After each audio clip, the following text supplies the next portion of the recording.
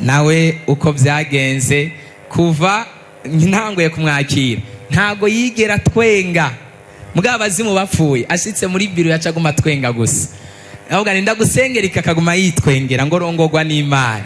Yesu ashimwe. Yesu ashimwe mu izina rya Yesu. Je mpagaze ngahanje gushima Imana icyo yankoreye. Hamwe si murakibona uyu mwana kugira ngo aboneke haba ingorane. Amaze imyaka 3 ndi mu rugo atamwana ndaronka atanenda nimwe ndaronka je nariyumvira ati none ibi bintu nibiki asha muramwanje niwe yaje nyene ambwira muhira ati none bof ati none nyene no nkubu ntakirapamwe atemwe je nimereye ikunye numbona yaciye ambari nyene nesha yaciye aza nyene ino mu masengesho nyene ambarira ati hari ahantu basengera abanemwe ati nivyananiranye byose yashati barakubita abazimu habuvuga ateka ati umunsi waje ati ndabwiye uwo mukuru wanje azoze akutumeko akuzane ati turabe asha nahaze ukwezi kumwe nakwije ukwezi kumwe nasanze narose ngiye kwa muganga.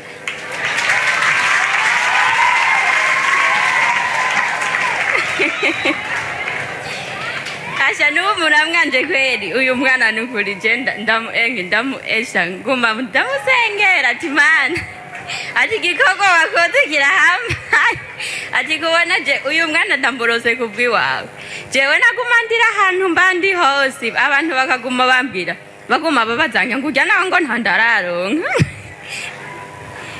nanje homba ndiko ndarira ubu esha no kuvuga sinari nkivuga abantu bakaguma bavuga ati none byagenze gute ati none yazanye ingumba yazanye iki ati yaje guhonya umuryango nanje nyene no kwa muganga twaragiye atana kimwe twasanze atana kimwe tubaye turarinda imyaka 3 yose iraherengetira twaciye tuzanye ngaha Imana iradukiza nyene ubu ni sawa ndashimiye pasitori nyene.